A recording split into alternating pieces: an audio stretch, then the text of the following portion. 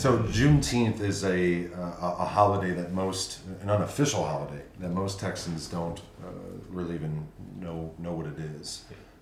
June 19th, as it's called. So Harrison, just give us an idea. What is Juneteenth? Give us the history behind it. Yeah, no doubt. So Juneteenth is the oldest known celebration of the end of slavery. Yeah. So back in 1865, June 19th, the Union Army, led by General Granger, came in and let all slaves know that they were actually free, that the Union Army had won the war, and they were free. Mm-hmm. The kicker here is that's 2.5 years after the Emancipation Proclamation, which Abraham Lincoln signed an executive order to free all the slaves. So you have a 2.5 year gap before slaves down in Galveston, Texas, knew that they were free. Yeah. That's good. So what it says is, we were talking about it, just real interesting. It says this: the people of Texas are informed that in accordance with the proclamation from the Executive of the United States, all slaves are free. This involves an absolute equality of personal rights and rights of property between former masters and slaves, and the connection heretofore existing between them becomes that between employer and hired labor. The freed are advised to remain at their present homes and work for wages.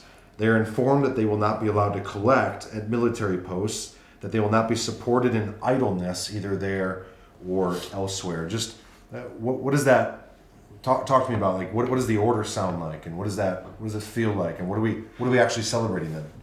Yeah, I'll tell you. I struggled when I first read that. Being from the North, I've never heard of Juneteenth in Boston. I don't know who knows about Juneteenth in Boston. Mm-hmm. But as I was reading that document for the first time, and I know hindsight's 20/20, and so I have a balance, I have like a tension that I'm wrestling with. But as I read it, it was almost like, you're free, but there was a prenup signed before you guys were enslaved, and so you leave with what you had, and they'll leave with what they had.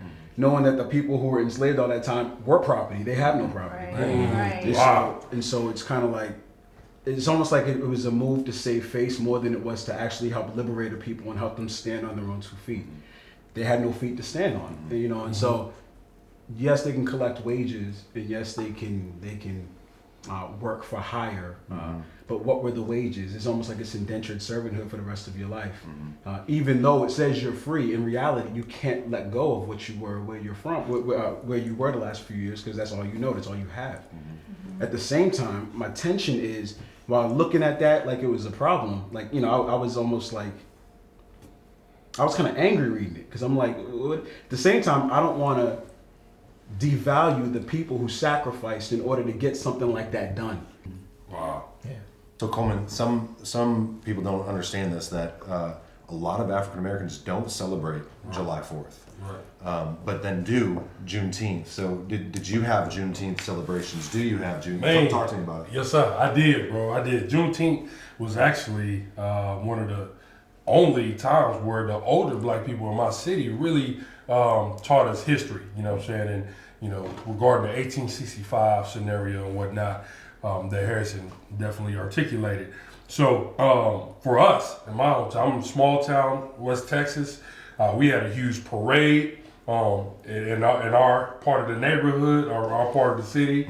It was a really big deal. And so that moment was really empowering for me and my family and just all my friends. And it was a really big deal in Texas in general, but even in my specific area, man, we for sure celebrated Juneteenth. And so it was actually a culture shock to me to hear a few of my homies who weren't from Texas say, A, they didn't even know about it, right? And then B, like, what's the big deal type scenario, right? But yeah. But that was the celebration of it. Like, that's the history of Juneteenth. So every year you're out there celebrating, learning about voting rights, learning about things of the past and looking towards the future, coming together praying, coming together eating, coming together and just being together because we're a community, right? Yeah. And so we're a family. So obviously we're going to come together, and what better way to celebrate, particularly back in the 1860s, right after this. Right. Hey man, look, this is a day of remembrance. Like, hey man, we're free. We out of chains. Yeah, absolutely. So that's why July 4th, it was cool because you got to pop firecrackers, you got to shoot them at each other, whatever, and get in trouble. But June 19th was our independence. Like, you Yeah. know what I mean? So, yeah.